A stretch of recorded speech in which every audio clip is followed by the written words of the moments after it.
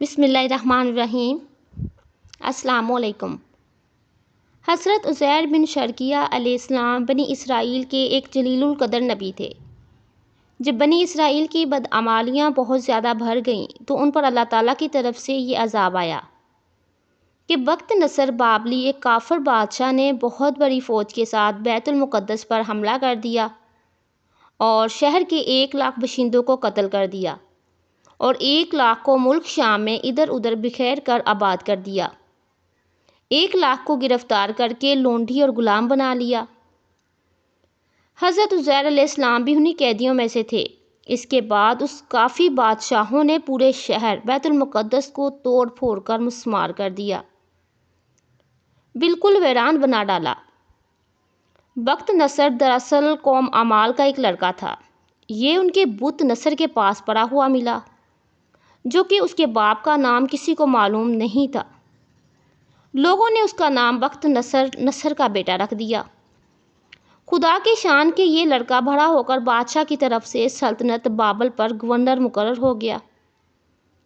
پھر یہ خود دنیا کا سب سے بڑا بادشاہ بن گیا۔ کچھ دنوں کے بعد حضرت عزیر علیہ السلام جب کسی طرح بخت نصر کی قیدی سے رہا ہوئے تو ایک گدھے پر سوار ہو کر اپنے شہر بیت المقدس میں داخل ہوئے۔ اپنے شہر کی ویرانی اور بربادی دیکھ کر ان کا دل بھر آیا اور وہ رو پڑے۔ چاروں طرف چکر لگایا مگر انہیں کسی انسان کا چہرہ دکھائی نہیں دیا۔ ہاں، یہ دیکھ کر وہاں کے درختوں پر خوب زیادہ پھل آئے ہیں جو پک کر تیار ہو چکے ہیں، مگر کوئی ان پھلوں کو توڑنے والا نہیں ہے۔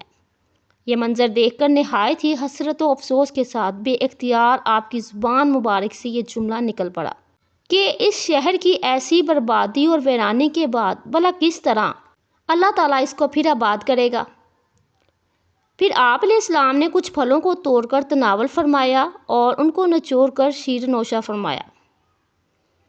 پھر بچے ہوئے پھلوں کو اپنے جھولے میں ڈال دیا اور بچے ہوئے انگور کے رس کو اپنی مشک میں بھر لیا اور اپنے گدھے کو ایک مضبوط رسی سے باندھ کر آپ ایک درخت کے نیچے لیٹ کر سو گئے۔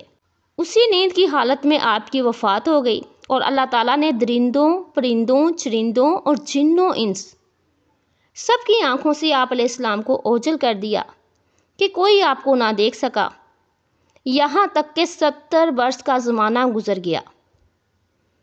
ملک فارس کے بادشاہوں میں سے ایک بادشاہ اپنے لشکر کے ساتھ بیت المقدس کے اس ویرانے میں داخل ہوا اور بہت سے لوگوں کو یہاں لا کر بسایا اور شہر کو پھر دوبارہ آباد کر دیا۔ بچے کچے بنی اسرائیلی جو اطراف و جوار میں بکھرے ہوئے تھے، سب کو بلا بلا کر اس شہر میں آباد کر دیا۔ ان لوگوں نے نئی عمارتیں بنائی اور قسم قسم کے باغات لگا کر اس شہر کو پہلے سے بھی زیادہ خوبصورت اور بارونق بنا دیا۔ جب حضرت عزیر علیہ السلام کو پورے 100 برس وفات کی حالت میں ہو گئے تو اللہ تعالیٰ نے آپ کو زندہ فرمایا، تو آپ نے دیکھا کہ آپ کا گدھا مر چکا ہے اور اس کی ہڈیاں گل سڑ کر ادھر ادھر بکھری پڑی ہیں، مگر تھیلے میں رکھے ہوئے پھل اور مشک میں رکھا ہوا انگوروں کا رس بالکل خراب نہیں ہوا۔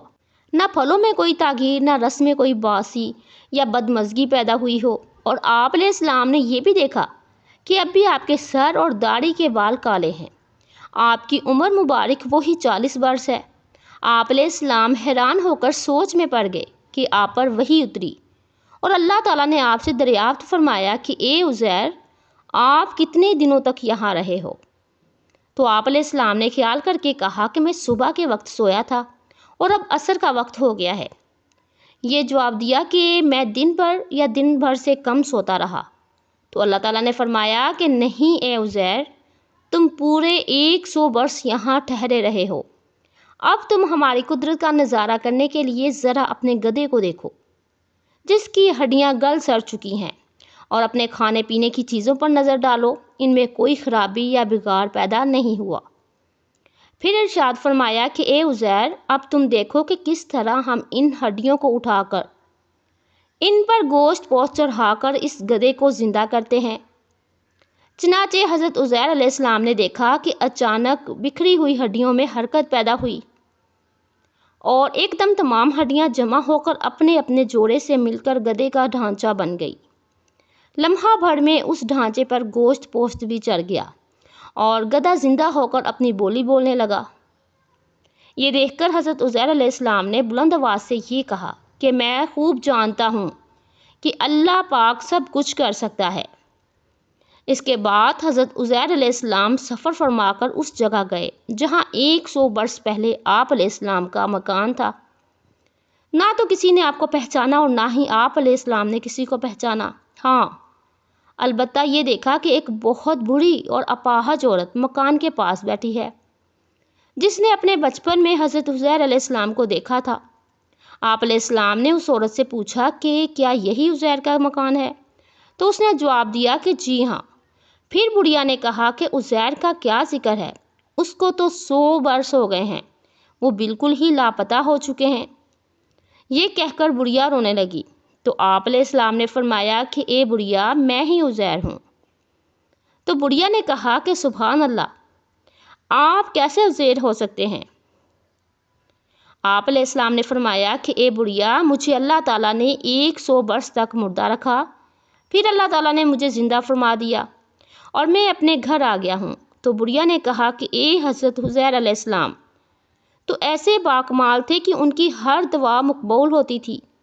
اگر آپ واقعی میں حضرت عزیر علیہ السلام ہیں تو میرے لیے دعا فرما دیجئے کہ میری آنکھوں کی روشنی واپس آ جائے اور میرا فالج ٹھیک ہو جائے۔